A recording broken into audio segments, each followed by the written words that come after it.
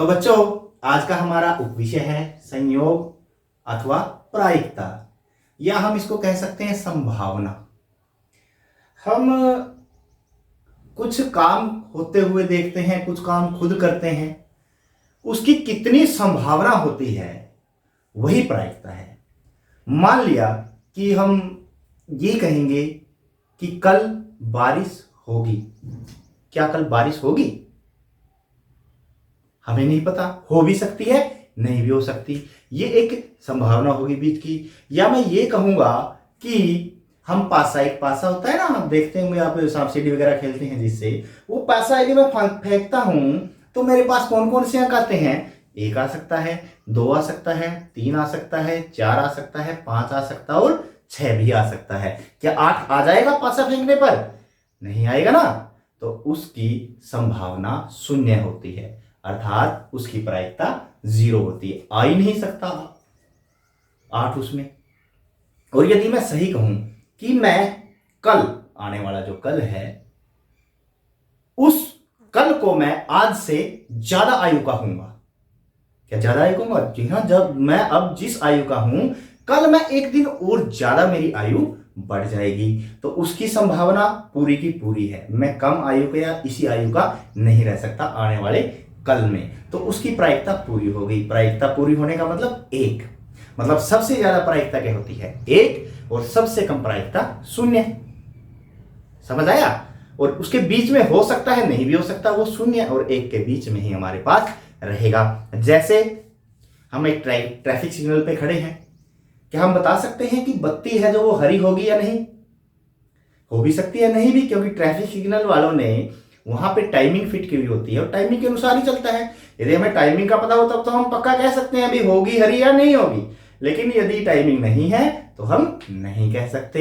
एक और इसका उदाहरण ले लेते हैं। हम कोई भी खेल खेलते हैं, खेल खेलने से पहले हम टॉस करते हैं कि कौन सी टीम पहले बल्लेबाजी करेगी, या क्रिकेट में ले तो बल्लेबाजी करेगी या बॉलिंग करेगी। तो हम सिक्का उछालते हैं। सिक्के के 2 पहलू होते हैं, चित और पट, हेड या टेल जिसको हम अंग्रेजी में बोलते हैं। तो हेड आने की प्रायिकता क्या होगी? अर्थात क्या हेड आएगा? आ भी सकता है और नहीं भी आ सकता, दोनों चीज हो सकती है। हेड भी आ सकता है और टेल भी आ सकता है। सही है ना? यदि हम पक्के पे उसको उछालेंगे तो सीधा सिक्का खड़ा नहीं होगा, वो संभावना अलग है। वो तो हम रेत वगैरह में कई बार वो खड़ा हो जाता है, वो अलग है। लेकिन उसके 2 ही परिणाम हमारे पास होंगे। एक तो क्या होगा? हेड, और दूसरा क्या होगा? टेल। तो हेड आ भी सकता है और नहीं भी आ सकता, उसकी प्रायिकता 0 और 1 के बीच में ही रहेगी। अब हम प्रायिकता निकालना सीखते हैं। आपके पास पासा होता है, पासा है ना? पासे पे कौन कौन से अंक होते हैं हमारे पास? 1, 2, 3, 4, 5 और 6। यदि ये 6 मैंने वैसे लिख दी है, उनके ऊपर बिंदु होते हैं, कईयों पे सीधे अंक भी लिखे हुए होते हैं, ठीक है। यदि मैं प्रायिकता निकालूं, प्रायिकता किसकी? 2 आने की। इस प्रकार लिखना है इसको। प्रायिकता किसकी निकाल रहा हूं मैं? 2 आने की। अब प्रायिकता हमेशा इस प्रकार से निकाली जाती है कि जो संभाव्य परिणाम है कि 2 कितनी बार आ सकता है, उसमें कितनी बार है? 2 इनमें 1 बार ही है। 2 तो 1 बार ही है ना, बाकी सब 1 बार है। संभाव्य परिणाम इसका कितना हो गया?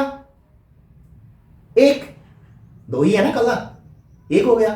और बटे कुल परिणाम में इसमें 6 में से कोई भी आ सकता है। तो संभाव्य परिणाम मेरे पास 1 है, बटे कुल परिणाम हमारे पास कितना है? 6।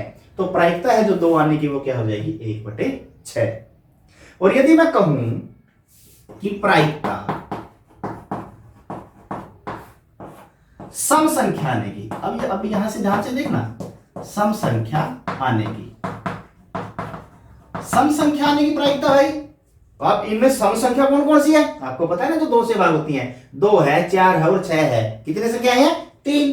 तो 3 सम संख्याएं हैं। संभाव्य परिणाम 3 हो गए, और बटे कुल परिणाम कितने हमारे पास? 6 के 6 हैं। 3/6 काट भी सकते हैं, 3 3 3 6। तो प्रायिकता क्या होगी? 1/2। बिल्कुल सिंपल है।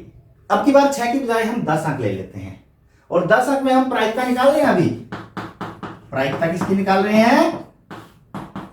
प्रायिकता किसकी निकाल रहे हैं? किसी की भी ले लो। 3 का गुणज, गुणनखंड और गुणज हमने पढ़ रखे हैं ना। 3 के गुणज कौन कौन से हैं? पहाड़े में 3, 6 और 9, 3 ही है ना। तो हमारे संभाव्य परिणाम कितने हो गए?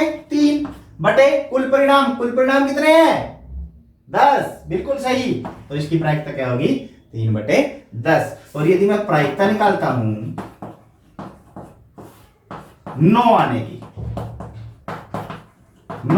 9 कितनी बार आ सकता है इसमें? एक बार है, तो उसकी संभाव्य परिणाम 1 बटे कुल परिणाम वही सारे कितने हो गए? 10। तो ये प्रायिकता बिल्कुल आसान है, बिल्कुल आसानी से आप इसको निकाल सकते हैं। और आशा है कि ये प्रायिकता से संबंधित जो भी हमारे पास संभावनाएं हैं, संयोग हैं, वो आपको समझ में आ गए होंगे। इस चीज का ध्यान रखना, प्रायिकता हमेशा 0 और 1 के बीच में रहती है। तो आशा है कि आप अब इन प्रश्नों को आसानी से कर पाएंगे।